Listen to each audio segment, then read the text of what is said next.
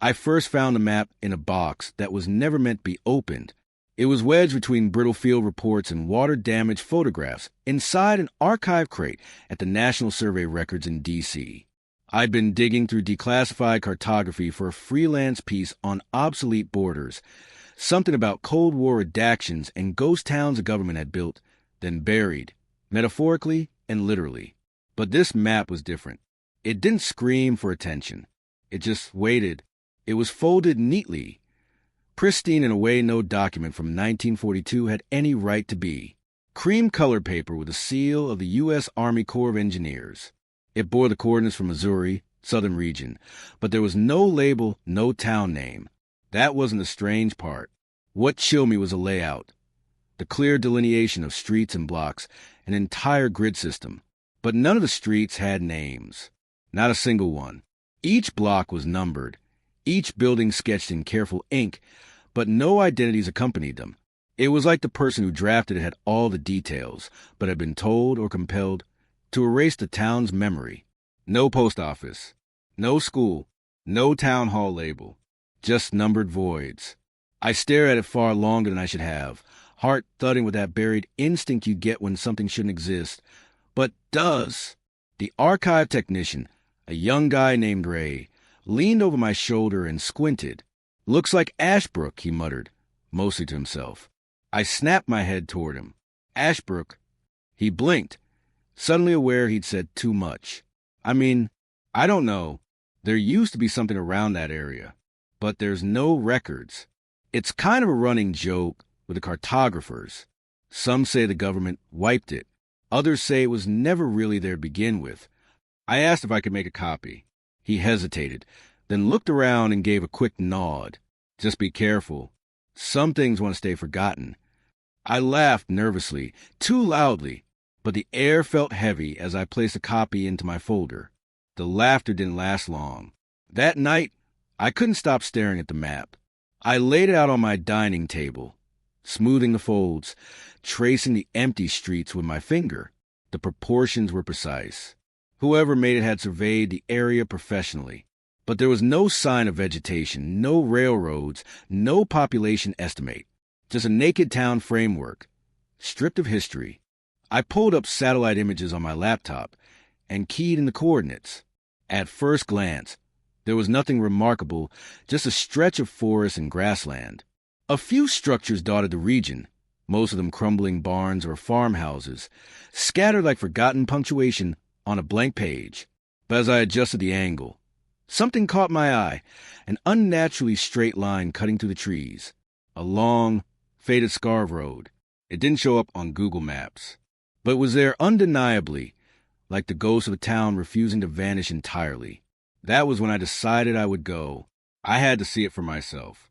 3 days later, I was on the road to Missouri, the printed map riding shotgun like a silent witness. I'd lined up a handful of interviews with local historians, though most hadn't even heard of Ashbrook. The few who had responded to my inquiries did so cautiously, with half-baked sentences like, "Not much left out there," or, "It had ever existed, it doesn't now." Still, one name popped up more than once. Edith Granger, a retired librarian, said to have lived near the area her whole life. The people I spoke to seemed hesitant to mention her, like she was someone best left alone. That intrigued me more. Driving through rural Missouri, the landscape began to change. Hills grew steeper, trees thicker. The air took on a dense, humid quality, like the forest was exhaling against the windshield. There were fewer signs of habitation. No gas stations, no rest stops, no roadside diners. Just miles of aging highway, the occasional rusted sign half swallowed by ivy. Then my GPS cut out. Dead zone. No bars. No signal. The road signs were faded to illegibility. I felt like I was slipping out of the present, like I'd driven past some invisible line. I pulled over, unrolled the old military map, and tried to match my surroundings with its cryptic grid. The ridgelines and rivers still matched, more or less, but the roads had shifted, or perhaps the land itself had. Still, I knew I was close. And then, almost imperceptibly, I crossed into it. The trees opened up to reveal a crumbling stretch of concrete flanked by hollow houses. roofless, windowless, choked in vines and moss. The layout mirrored the map perfectly. I had arrived in Ashbrook, except no one had told me it still existed. The buildings leaned like they were too exhausted to collapse. The silence was immense, like sound had been bled out of place. Even the birds avoided the trees near the road. I parked the car, heart pounding. My hands trembled as I took the map from the seat beside me. I was here, and nothing had a name. Not the streets, not the buildings, not even the town itself. It started, like most of my assignments, with a late-night email. Subject line, ASH Bureau OK. If you're really interested in what gets erased. The body of the message was brief. No greeting, no name, just a single sentence. Look past the names and find what never made it into ink. Attached was a black and white scan of a town ledger from 1935. Page torn, blurry, but readable. Rows of names, occupations, household numbers. Except each name had been crossed out with heavy black strokes. Dozens of them, line after line, redacted as though someone had bled a marker across the paper in rage. The sender hadn't provided a return address. The email bounced when I tried to reply. I sat there staring at the screen long after midnight, the eerie glow reflecting in my coffee mug. This wasn't the first time I'd received something cryptic for a story. Fringe tips, mysterious parcels, the occasional fake urban legend from overzealous enthusiasts. But this one felt different. There was something deeply intentional about it. It hadn't been sent for attention. It had been sent as a warning, or an invitation. Maybe both. The next morning, I dug deeper. I searched every government archive I could access remotely. Census data, city planning documents, postal route records. Ashbrook appeared precisely 3 times. First, in a 1901 federal land survey, marked as a proposed settlement under the Agriculture Expansion Act. Second, in a 1913 agricultural yield report suggesting modest farming activity in the region. Third, in a single 1930 census ledger listing 214 residents, no more than a paragraph. And then nothing. By 1942, the town ceased to exist in any documented form. Not a single death certificate. No land reassignment. No official dissolution. It was like someone had drawn a thick black curtain over the town and declared, "This never happened." I reached out to a contact of mine at the Missouri Historical Society, an archivist named Ron Keller. I asked him about Ashbrook. There was a long pause before he spoke. "Off the record," he said, "there's a reason we don't keep that map in the public display anymore." He told me, quietly, that Ashbrook made people nervous, not because of what happened there, but because of what people forget after visiting. One guy came back and couldn't remember his own street name. Had to call his wife from a gas station an hour outside town just to get home. He was joking, but there was something brittle in his voice. Ron said he could connect me with someone who'd lived near Ashbrook in the 70s, a woman named Edith Granger, retired librarian, last known residence in a town called Elbridge, about 30 miles southwest of the area where Ashbrook had allegedly stood. "She's the last person I know who talks about it like it's real," Ron said. But you didn't hear that from me. The deeper I went, the more unsettling the trail became. Photograph of the region from the early 1900s showed fully developed streets, houses, even a town square. But by the 1950s, all aerial images showed only wilderness, dense forests swallowing everything. Newer maps labeled the area only as public conservation land. A footnote in small print read, "Uninhabited since pre-World War II, not recommended for recreational access." I couldn't shake the feeling that Ashbrook hadn't disappeared naturally. It had been removed, deliberately, thoroughly, and yet traces remained. Pieces no one had scrubbed clean. A local newspaper article from 1938, nearly shredded at the edges, featured a headline, "13 children gone, entire block in shock." But the article beneath it was illegible, faded like it had been doused in bleach. Why 13? Why all from the same street? And why had the street name been omitted? That number would come up again and again. My editor wasn't thrilled when I pitched the piece. "It's too vague," she said. frowning over her glasses. No known town. No surviving population. No formal records. What's your angle? I think someone made people forget it on purpose. She arched an eyebrow. You're telling me you're writing a story about a place that's been erased from history because someone wanted it forgotten? That's your hook. Yes, I said, and I think it's still trying to erase itself. She didn't laugh. That worried me more than if she had. You've got a week, she finally said. But if you come back with another spooky town with no ending, I'm sending you back to writing real estate fluff. I packed light, notebook, digital recorder, old Nikon, the copy of the map, and a small black composition book to record everything by hand just in case. As I boarded the train to Missouri, something inside me tightened. It wasn't fear, not exactly. It was more like the sensation of stepping over a boundary you can't come back from. A mental click, like I'd opened a door that couldn't be closed. Ashbrook wasn't just a ghost town. It was something deeper, a cavity in the country's memory, a place that had been forcibly untold. And someone or something was determined to keep it that way. I arrived in Ashbrook, or what was left of it, just after 4 p.m., There was no welcome sign, no mark or confirm I crossed into anything. If I hadn't known what I was looking for, I would have missed it entirely. The road narrowed without warning, cracked into gravel, then thinned into a path framed by skeletal trees that seemed too close together, like they'd grown deliberately to conceal the entrance. The first structure I saw was a gutted house. 2 stories, leaning hard to one side like it had been tugged down by gravity itself. Its windows were blown out, the roof half sunken. Ivy coiled up the sides like veins, pulsing green against the weather-bleached wood. There was a faint smell of mildew and old soil, something earthy but wrong, like rot buried beneath roots. I killed the engine and stepped out. The air was unnervingly still. No wind, no birds, just the sound of gravel crunching beneath my boots as I approached what looked like the remnants of a street. It matched the map. Same angles, same proportions, but no street sign, no rusted pole, no scrap of metal, just a curb that jutted from the earth at a perfect 90-degree angle, and a sidewalk that had fractured into puzzle pieces. The map I held didn't name the street. It just marked it Block 4C. I wandered slowly, camera in hand, snapping photos like evidence in a crime scene. To my surprise, several buildings still stood, hollow, silent, but unmistakably there. One had the peeling remains of a storefront awning, but the name above the glass had been scratched clean. Another looked like an old schoolhouse, judging by the bell tower, now collapsed into the roof, skeletal rafters pointing skyward like fingers. What unsettled me most wasn't the decay. It was the absence of vandalism.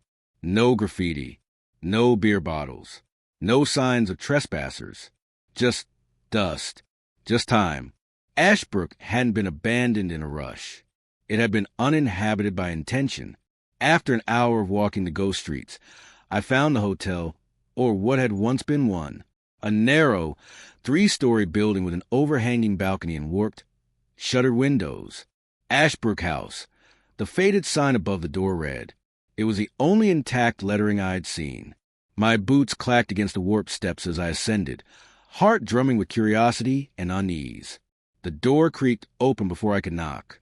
A woman stood there, older than I expected, mid-70s maybe, with sharp blue eyes and a silver braid trailing over her shoulder. She looked at me like she'd been expecting someone, but not me. "You're not a census man," she said flatly. "No," I replied, slowly. "I'm a journalist." She snorted, then stepped aside. "That's worse." Her name was Cora. She hadn't left Ashbrook in 30 years. "The last census taker came in 92, she said, pouring us 2 cups of weak tea inside the faded parlor. Asked questions he shouldn't have. By morning, he was gone. Not just gone from town. Gone from memory. Only reason I remember is because I wrote his name down. She tapped the worn notebook she kept beside her chair. Even that's starting to fade. Her voice was rough but steady. She spoke like someone who had survived long enough to stop fearing what she knew. "There used to be over 200 people here," she continued. "Families, stores, A church with red windows. Then things started to change. Names disappeared first. From where? I asked. Everywhere. Signs. Ledgers. Birth certificates. They'd wake up, and their mail wouldn't have a name on it. Streets would lose their numbers. Even tombstones turned blank. She paused, looking at her tea. You ever seen a town try to forget itself? Cora led me upstairs to a room overlooking the square, or what passed for it now. I keep watch from here, she said. Sometimes things come back. Shapes. People who walk down the middle of the road, but don't make sound.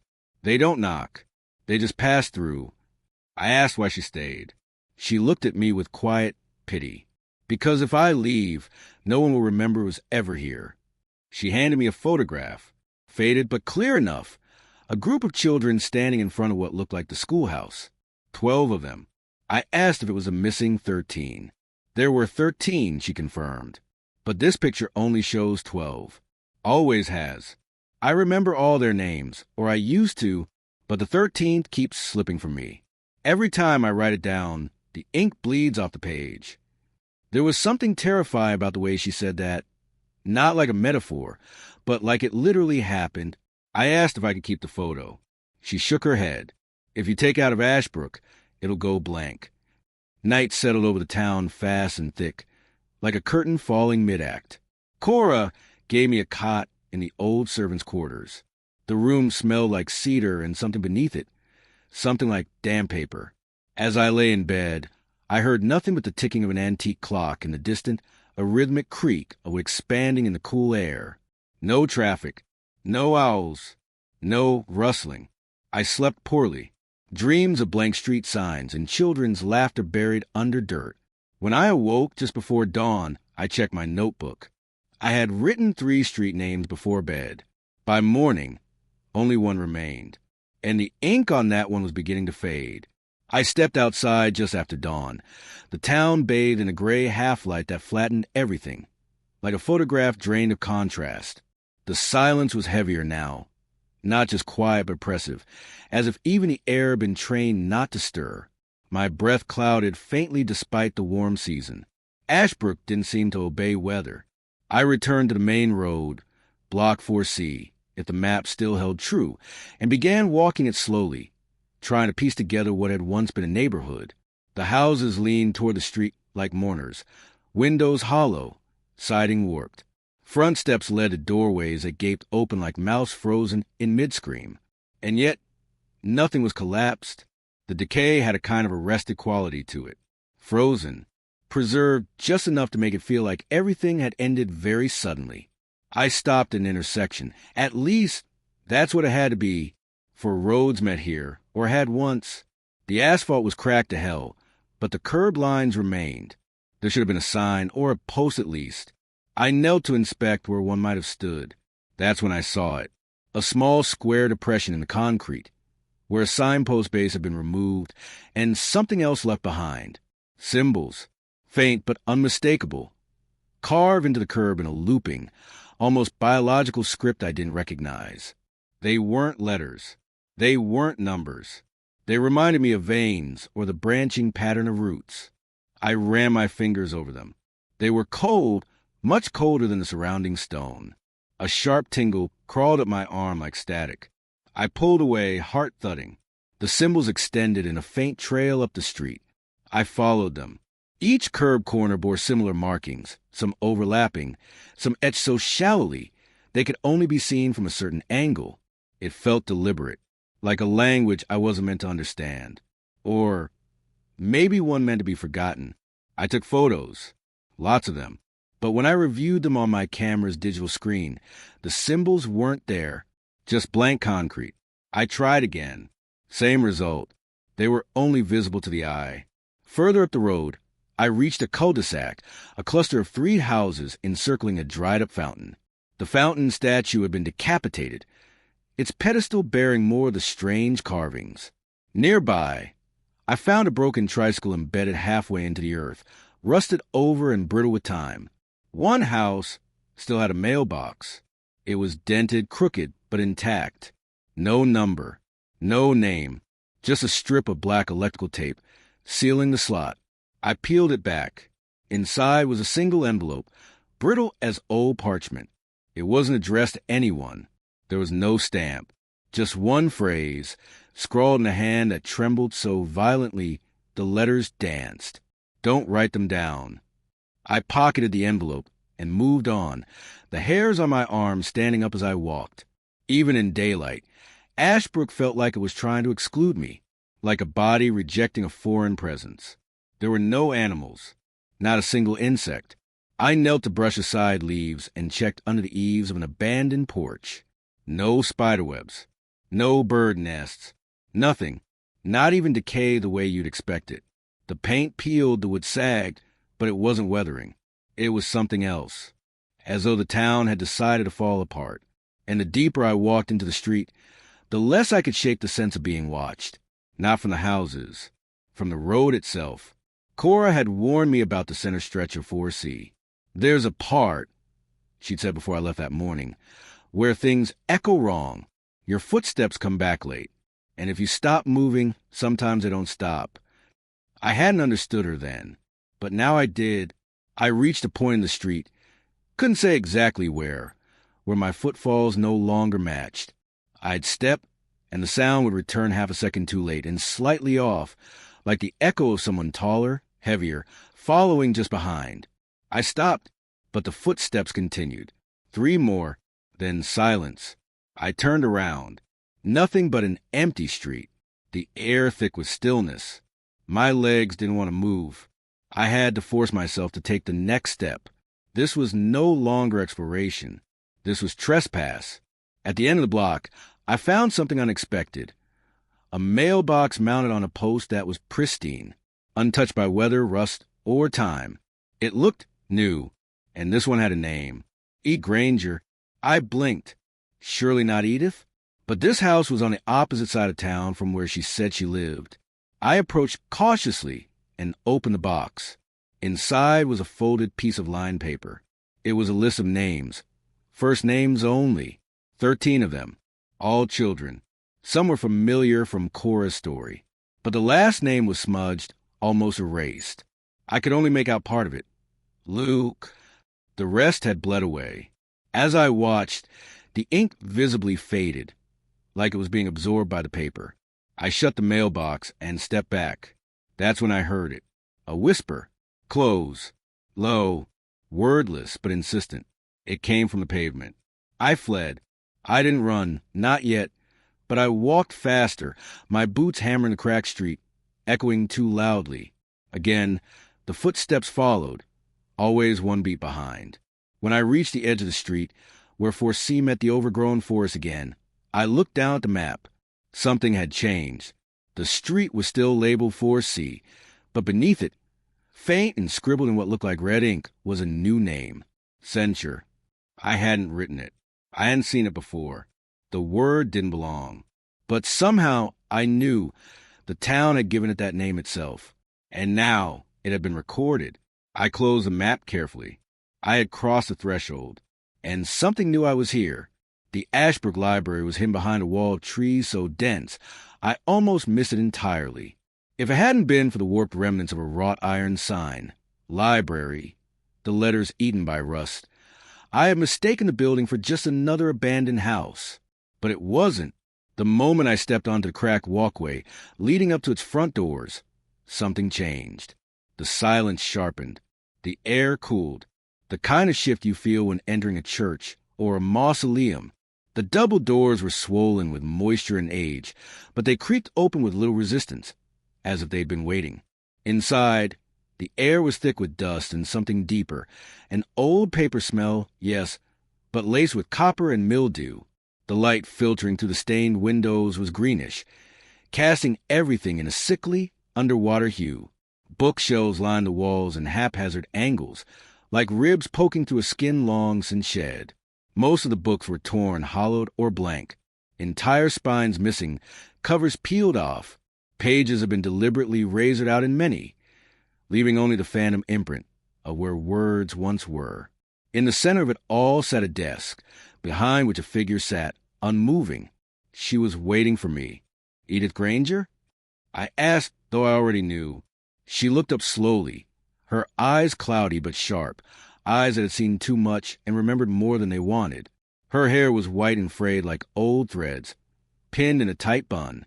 She wore a cardigan over a house dress, both stained with yellowing age.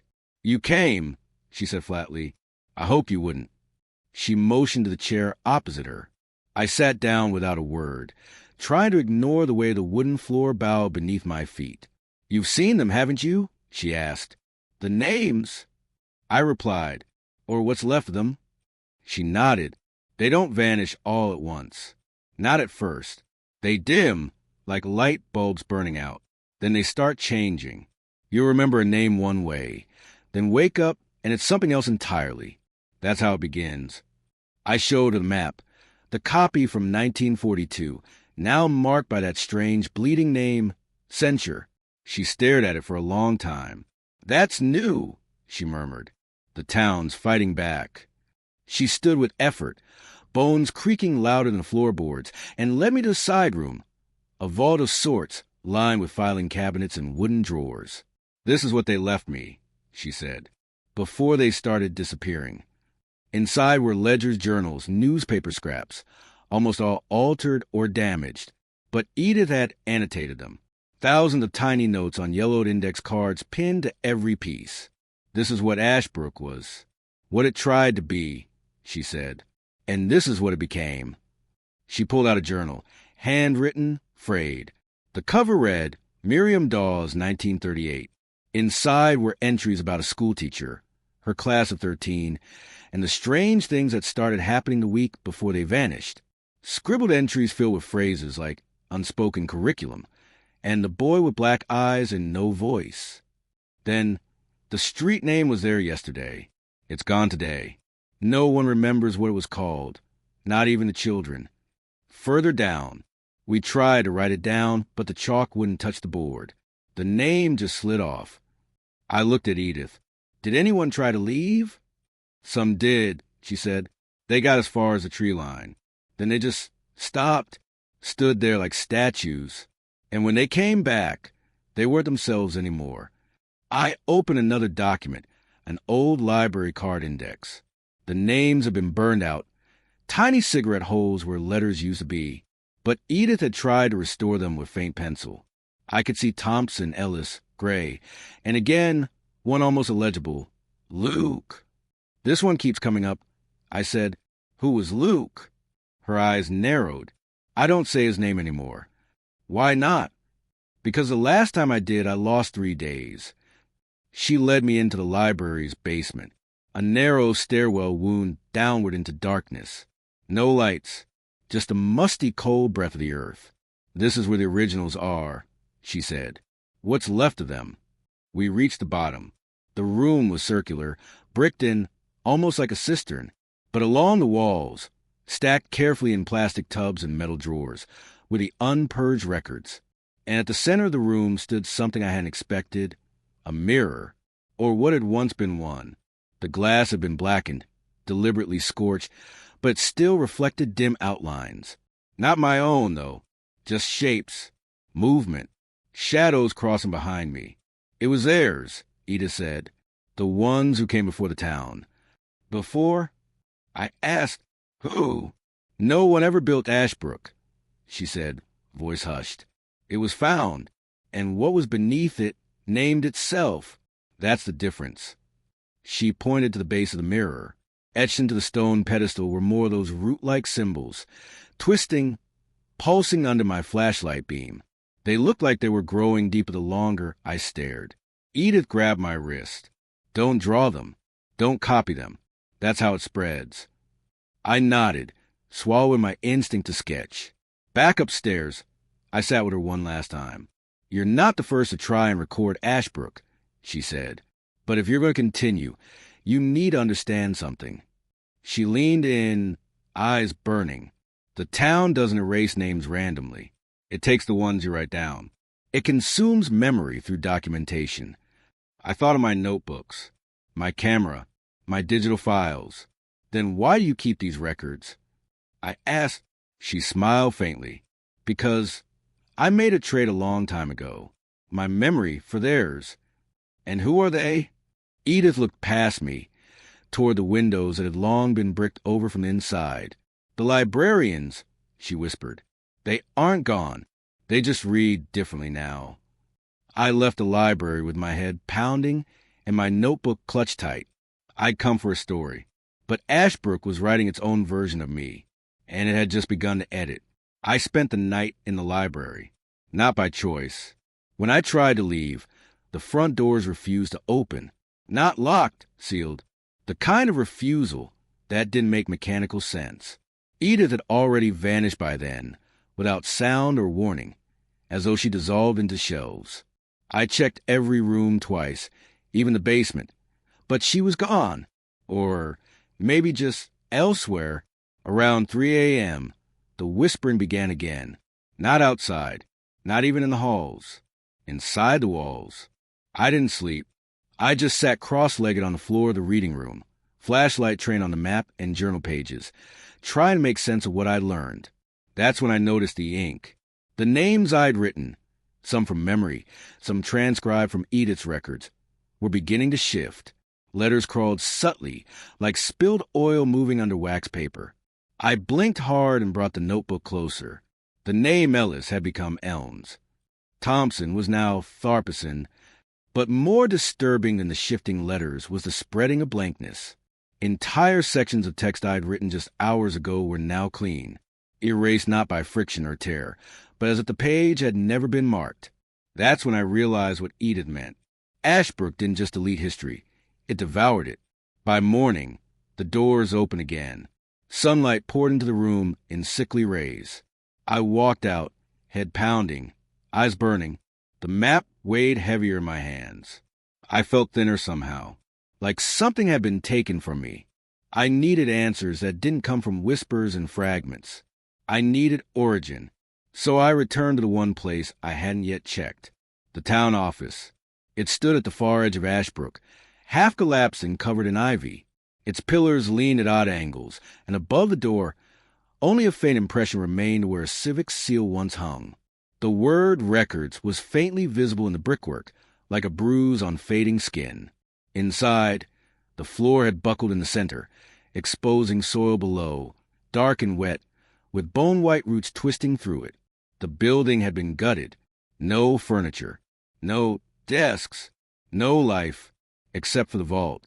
At the rear, sealed behind a rusted iron door, was a small room no wider than a closet. The lock had long since given up.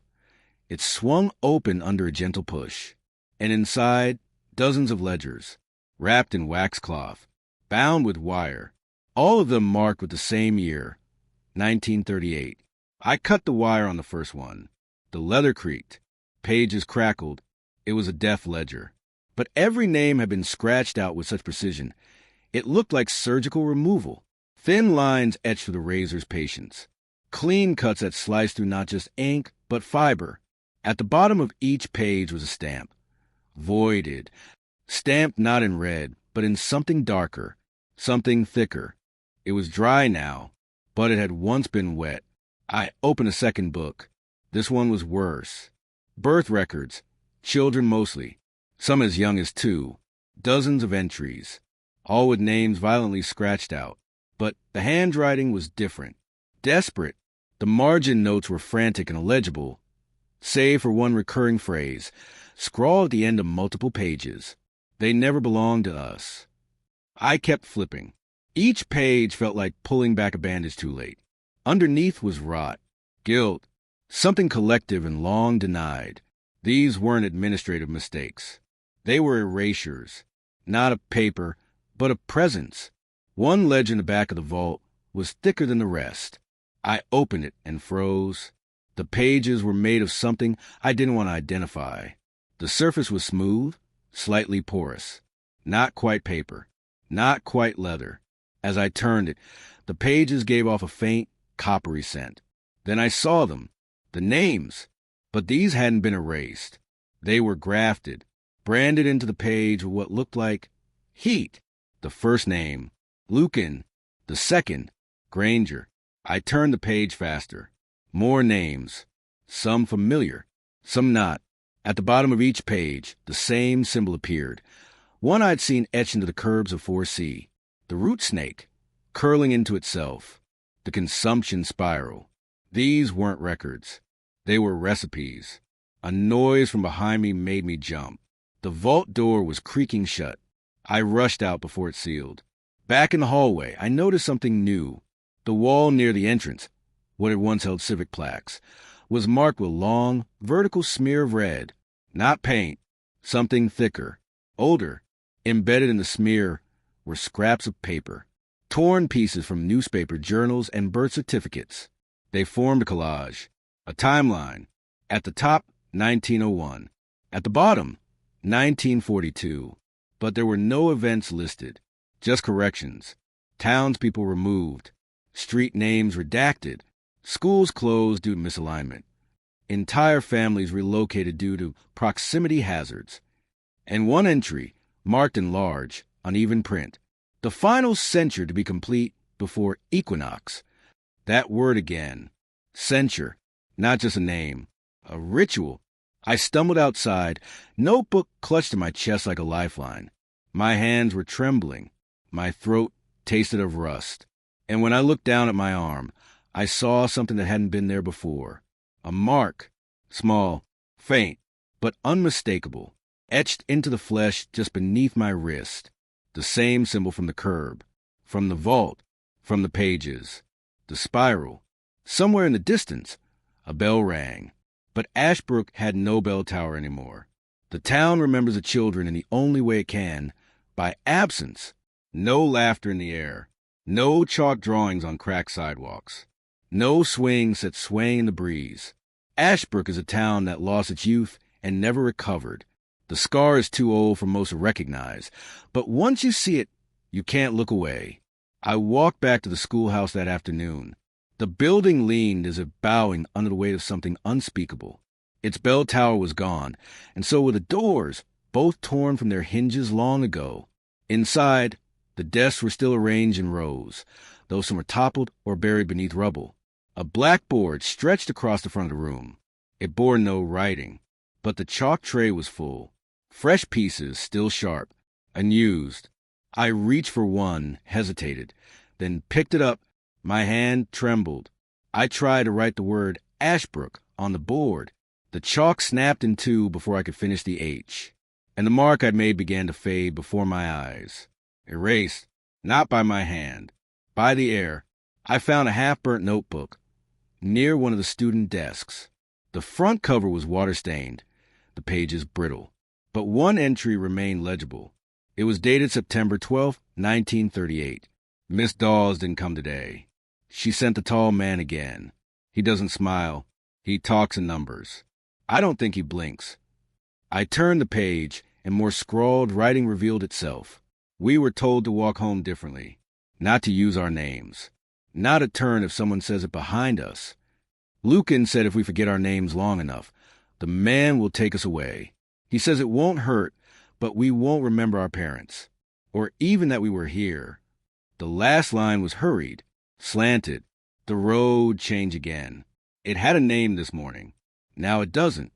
Back at the library, I found another artifact Edith had left in the records room. A child's drawing tucked between census files. Crayon on thick parchment. 13 stick figures standing in a line. All had excess rise, except one. That one had a spiral instead. In the bottom corner, the name Lucan was written in a child's hand. The drawing was dated September 15th, 1938, the day the children vanished. The story, as best I could reconstruct, went something like this. 13 children disappeared in the span of a single evening. No signs of struggle. No tracks. Just empty beds and confused families. The town searched, of course, combed the woods, drained the quarry, even held a town meeting to discuss a collective forgetfulness that had begun to spread. But something was wrong with the search itself. Witnesses contradicted each other. Some said the children had never existed. Others remembered 13 children, but only 11 names. One man insisted there were 12. Only Edith remembered all 13. Barely. When I returned to her notes, I found a section I hadn't read before, titled simply, "The Ones Who Stayed Behind." In it, she described recurring dreams she'd had as a teenager, standing in the schoolyard as the other children lined up to leave, each taking a step toward the forest as if summoned. But in the dream, Lucan always stayed back, looking directly at her. Sometimes he would speak. Other times, he would just point, always toward the street with no name. I went back to that cul-de-sac, the one with the decapitated statue and the unmarked houses. I had to see if anything remained. As I stood there, listening to the hush of windless air, I noticed something new, a small indentation in the earth, a footprint, then another, and another, small, child-sized, leading in a spiral around the fountain. I followed the trail. It ended at the house with the Granger mailbox, the same one where I found a list of names. I stepped inside. The door creaked as if resisting me. The house was empty, stripped bare, except for a single object resting in the center of the living room floor. A shoe, child-size, caked in old, red mud. Next to it, a name etched into the wooden plank. Not carved, but burned. Faint, fading, Lucan. I dropped to my knees and placed my palm over the name. It was warm. That night, I dreamed of children standing in a circle. Their faces were blank, not disfigured, unfinished. They each held a letter. They tried to show me the sequence. But every time I looked, the letters twisted, dissolved. One of them, smaller than the rest, turned to me and said, "If you write us down, we come back." But we're not what we were. I woke with tears dry on my face. My notebook had fallen open beside me. 13 names, all scrawled in my handwriting. And at the bottom, beneath them all, the final line. The 13th was never meant to be remembered. In the morning, I went to reread the names. But the page was blank. Only a faint spiral remained, pressed into the paper like a watermark. That was when I understood the town's cruel paradox. The children hadn't just vanished. They had been offered, not stolen, not taken, erased, willingly in part, or perhaps resignedly, as if the town itself had known it had to give something up, to appease whatever lived beneath its foundations. And what it chose were names. And among those names was one that could never be spoken without consequence. The one name that never faded. Lucan. Ashbrook changed after I read the names. Subtly then violently. The town felt thinner, like the space between walls had stretched. The buildings were in the same place. The trees still loomed, but everything had a looseness to it, as if the seams were coming undone. When I walked, my steps echoed differently. The reverberation was too long, too deliberate, like someone else was trying to match my rhythm and failing. And at night, the road began to speak, not with words, with layers, whispers, not one but dozens, voices stacked atop one another, forming a chorus of fractured breath and slurred names, always from the street, never from houses, as though the asphalt remembered. The first time I heard it clearly, I was standing at the corner of what had once been 4C and another street, long since unnamed. The sky above me was a flat canvas of gray.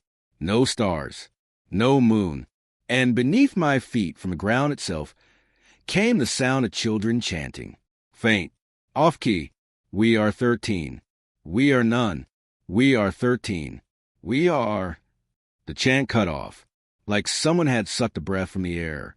Then came a laugh. Dry, too close. I turned, flashlight sweeping the road. No one there, but the air shimmered, not like heat, but like breath on cold glass. Shapes writhed just out of reach. Not shadows, silhouettes. I stepped back, and the road responded, not with movement, but with voice. A new voice, familiar, mine.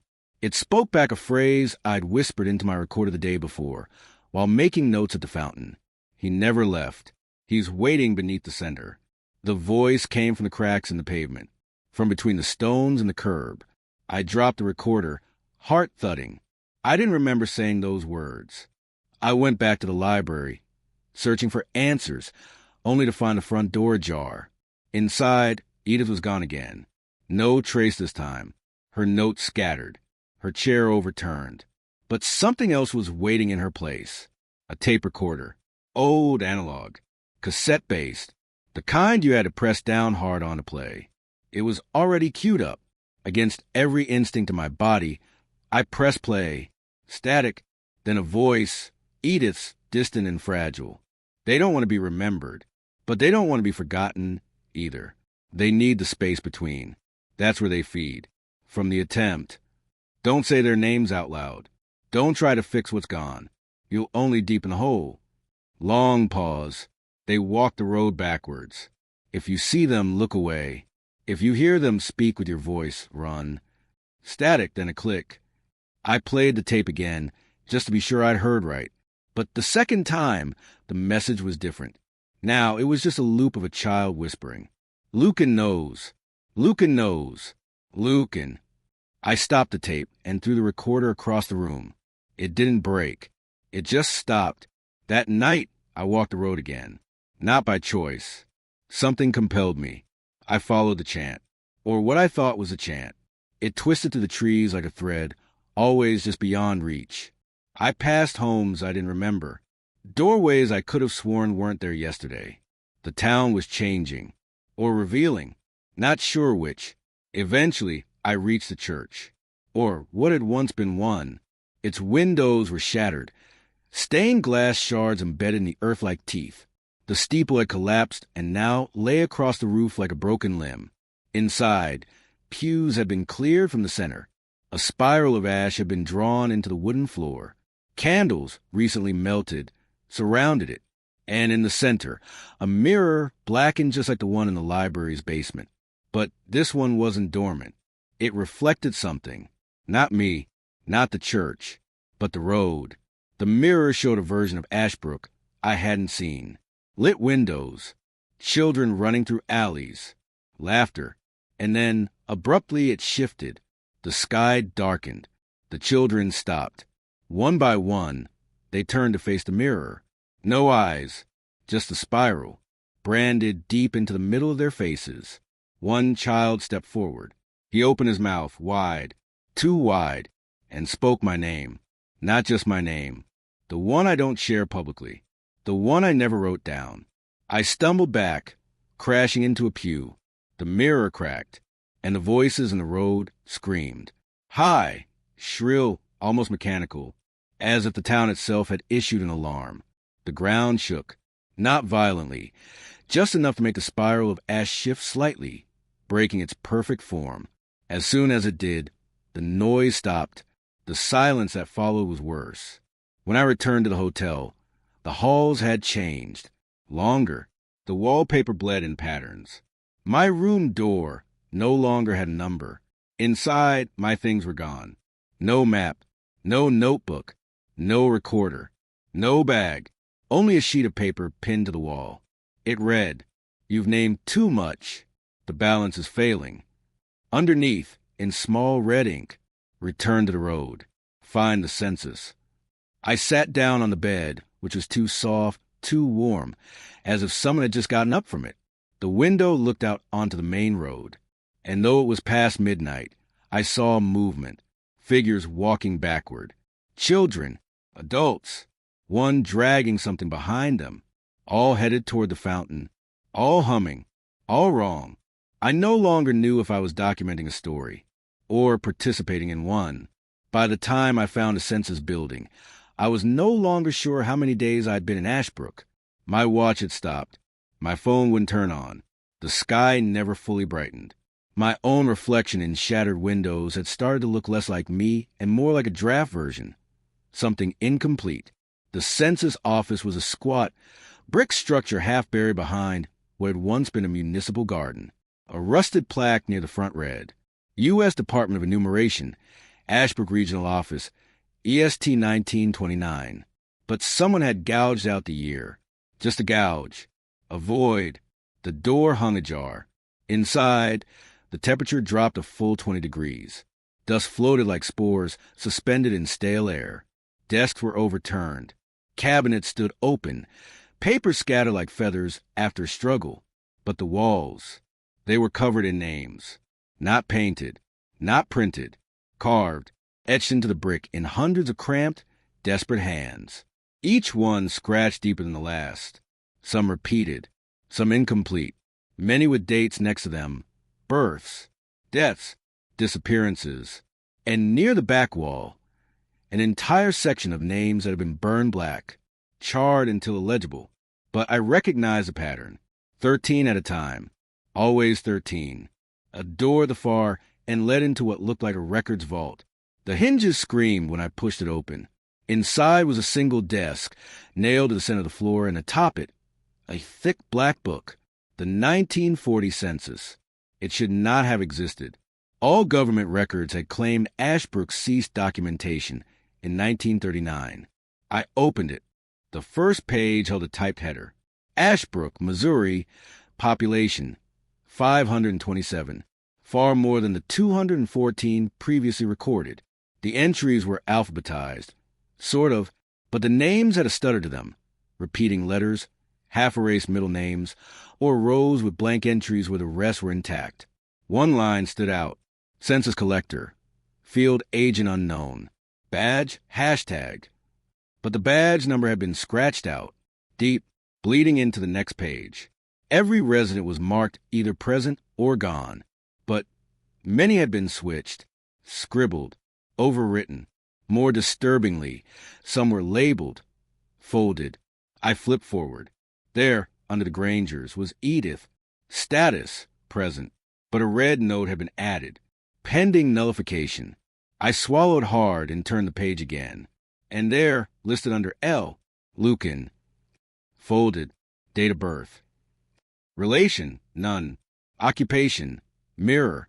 I stopped reading. Behind me, a drawer opened, not by my hand. I turned, flashlight trembling. Inside the drawer, dozens of census forms, all from 1940, all blank, but the pages were warm. I pulled one out. On the back was a scribbled note. If you write a name, they come. If you leave it blank, they choose. Another drawer slid open. More forms. More blank slates. One had my name already written in handwriting that looked exactly like mine, only I hadn't done it. Next to it, in red ink, status, folding. I left the vault in a daze. The building seemed larger than before. Hallways extended in directions I hadn't come from. Filing cabinets multiplied behind me. I passed one labeled simply, "The Ones Who Lied."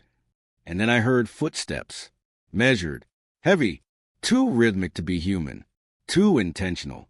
I ducked behind a cabinet and held my breath. A figure passed in the corridor. Not a person. Not quite. He wore a census uniform, but it hung wrong. Too smooth, too long. No folds in the fabric. No wrinkles. His face was stretched and blank, like something built from memory instead of bone. And his hands, they were pencils. No fingers. Just graphite, black. Smudge tips tapping against the wall as he moved, drawing small marks with each pass. I dared not breathe. He stopped, sniffed the air, and then he whispered, "I've missed a name." I fled. I ran through offices that rearranged themselves behind me, corridors shortening and stretching. The only exit led back to the wall of names. I passed it without looking, but as I crossed the threshold into the street, a pain shot up my leg. I looked down. A word had appeared, freshly carved into the skin above my ankle, unaccounted. Outside, the town was darker than before. Not night, just strained. The trees no longer swayed. The buildings leaned further inward, as if listening. I made my way back to the center of town, and found the fountain gone. In its place, a hole, a wide, clean hole, like something had erased it with intent. And at the edge of it stood a child. Lucan. He looked older now. 12, maybe, eyes deep and endless. "You wrote too much," he said softly. "But not what matters." "What matters?" I asked, my voice raw. He pointed at me. "Your name." The town does not remember strangers. It needs them. To balance what it forgets, it consumes what it learns. And I had given it too much. Accept myself. I turned to run, but the road moved. Not physically, cartographically. The layout changed. Streets bent in impossible loops. Landmarks vanished. My map, when I checked it, had redrawn itself. Block 4C was gone. In its place, just one word. Folded. The census had recorded me. Not as a journalist. Not as an outsider. But as resident. Whether I wanted to be or not. And I had no idea what that meant. Yet, there's a theory, rarely spoken aloud, that certain maps are not tools of navigation, but rituals of confinement, that some places exist not because they were built, but because they were charted. Ashbrook, I began to suspect, was one of those places, a town not born from industry or migration, but summoned into the world through cartographic intent. And just as it was drawn into existence, it was undrawn, piece by piece, by those who knew how.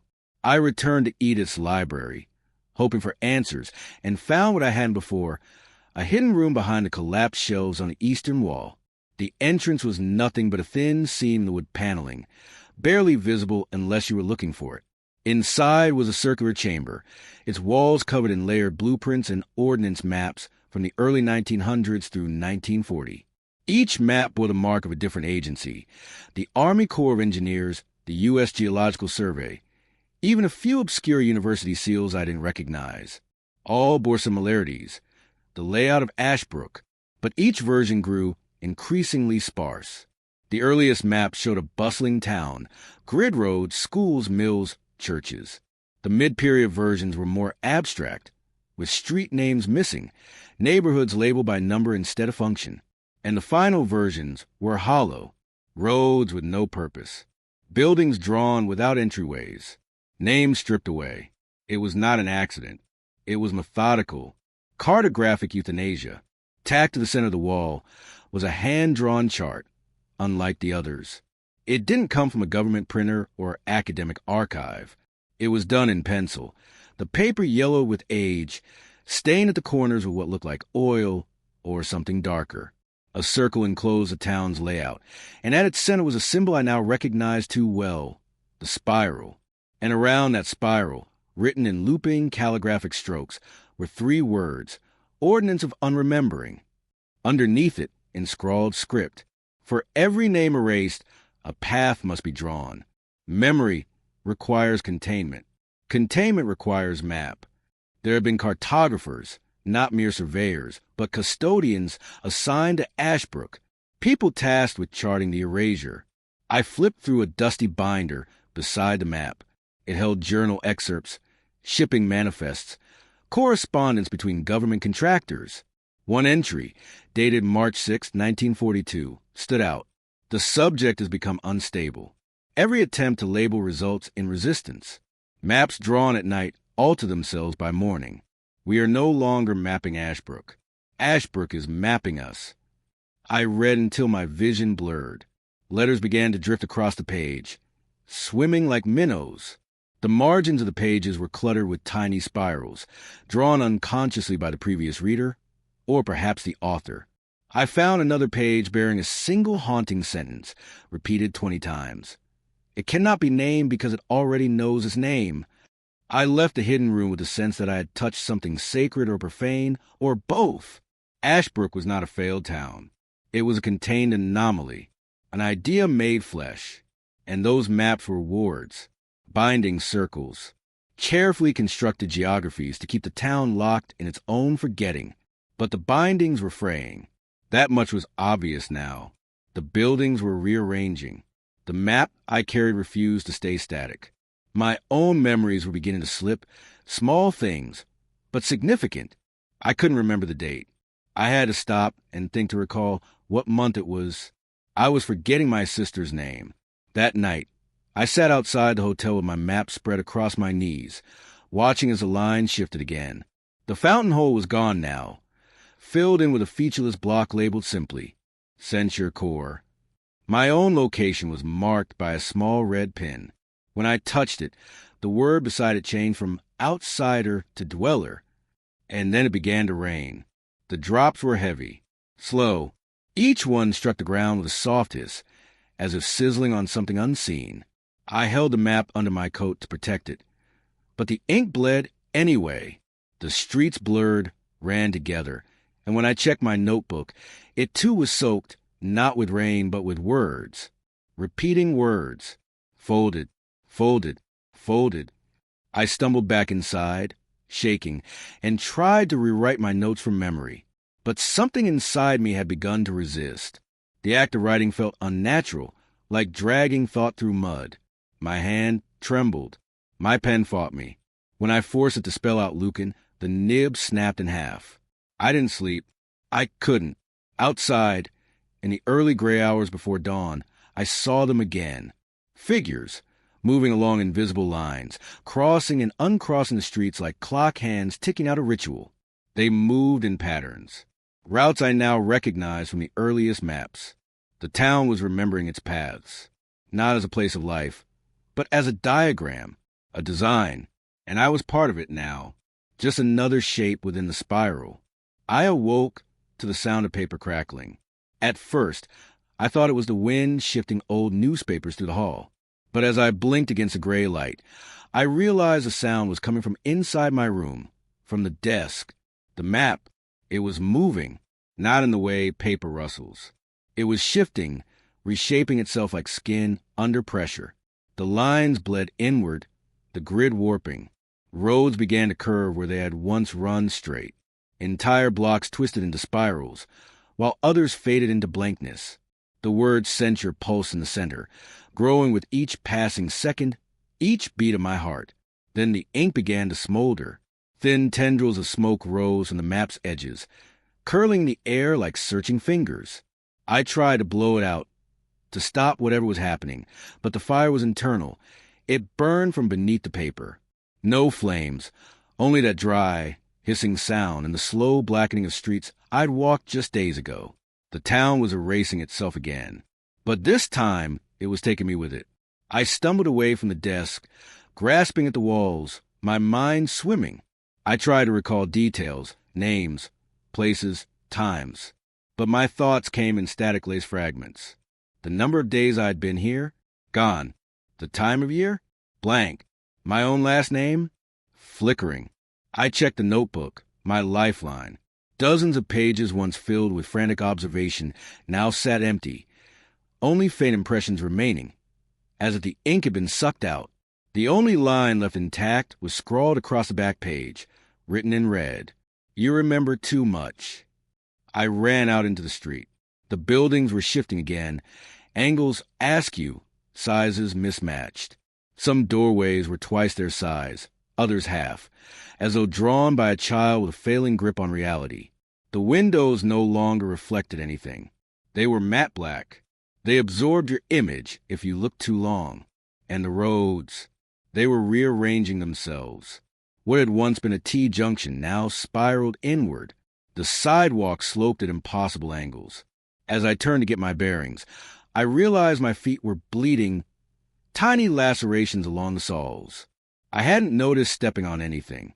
I looked down and saw the cause, dozens of tiny paper slivers embedded in the ground. Map fragments. They grew from the cracks in the asphalt like weeds. Thin, curling leaves of street grids and forgotten names, and they cut when you stepped on them. They wanted to be inside you. Blood was memory here. I understood that now.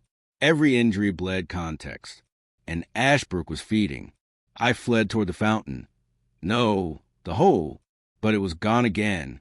In its place stood the mirror. The same mirror from the church. The library. The vault. Now intact. Now waiting. I approached it slowly, unable to resist. My reflection greeted me, but not as I was, not as me.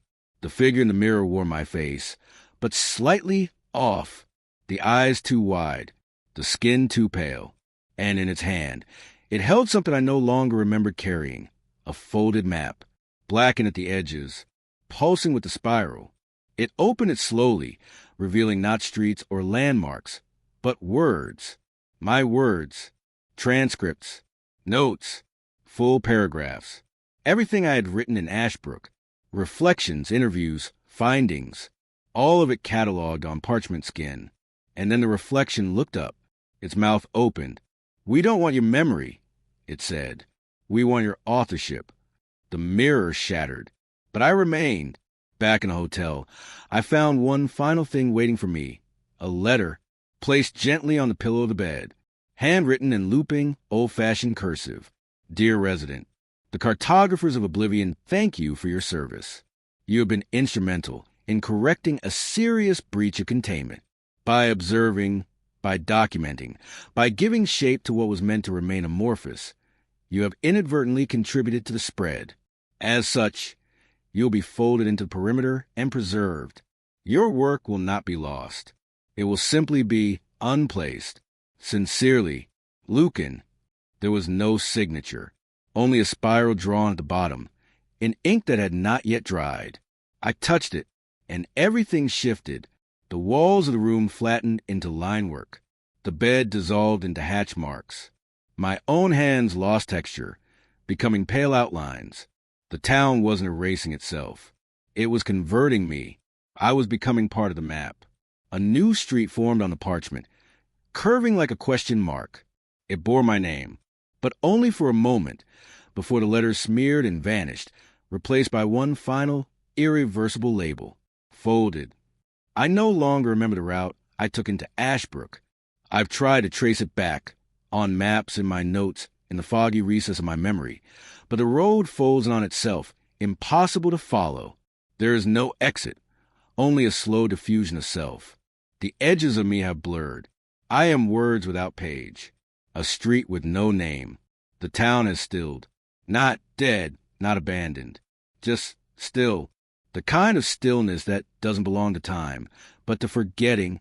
Everything here is in a state of graceful erosion.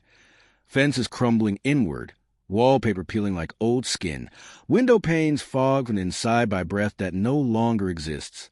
And yet it endures. Ashbrook remains. No matter how many times it is erased, how often its name is stricken, it returns. Because forgetting is never complete. Memory is a parasite, and Ashbrook is the host. It survives in the quiet cracks of collective consciousness, an unnamed place in a dream, a missing town from a road atlas, a childhood story you were told once and can't quite recall. I live here now, or exist here. It's hard to say which. The hotel is gone. So is the library. Only their shapes linger, rendered in negative space. Places that should be filled with a suggestion of presence. The fountain has returned, though it no longer trickles. The water sits still and black, a mirror with no reflection. Sometimes I see others on the road. They don't speak. Some are children, faces half-formed. Others are adults with blank eyes and spiral-shaped pupils. All are walkers, pilgrims of the perimeter. Like me, they have been recorded. And like me, they are now part of the system that contains the town. There are no true boundaries in Ashbrook, only thresholds. You cross one with every observation, every attempt to define. The map grows, the spiral tightens, and with every name written, every word spoken aloud, the town reshapes to accommodate its own myth. I know this now, because I tried to leave once. I made it as far as the woods, the place where the trees knot together like tangled veins. I passed beyond the tree line, through bramble and brush, and for a moment I saw a clearing, a gas station, a car, my old life, flickering like an image on old film. I took a step, and the spiral beneath my feet pulsed, the world inverted. When I woke, I was standing at the center of town again. The only thing in my hand, a crumpled census form. My name now typed in clean font. Status, folded. Role, witness. They've given me a function now. I record the unrecordable. I translate memory into nothingness. Every time someone attempts to remember Ashbrook, I appear, briefly, at the edge of the thought. A shape, a whisper, a figure on a road. I am the failure of forgetting. And in this, I am not alone, because the town is growing again. The grid pulses. New streets bloom at dusk. Blank houses assemble from mist and mortarless brick. Each bears no name, no number, until one appears. Scribbled on a mailbox, written on a child drawing, carved into the bark of a tree. Your name, that's how it begins. Not with curiosity, but with documentation. You see a line on an old map, a blank in a census, a torn page in a ledger, and you wonder, you try to know, you write, and the town unfolds, like it did for me. So if you're hearing this, reading this, stop, tear the page, burn the note, let the spiral unspool. Because the town doesn't need remembering. It needs space, and you're giving it more. You're helping it grow. Ashbrook is not dead. It never was. It lives between the lines. And it always, always remains.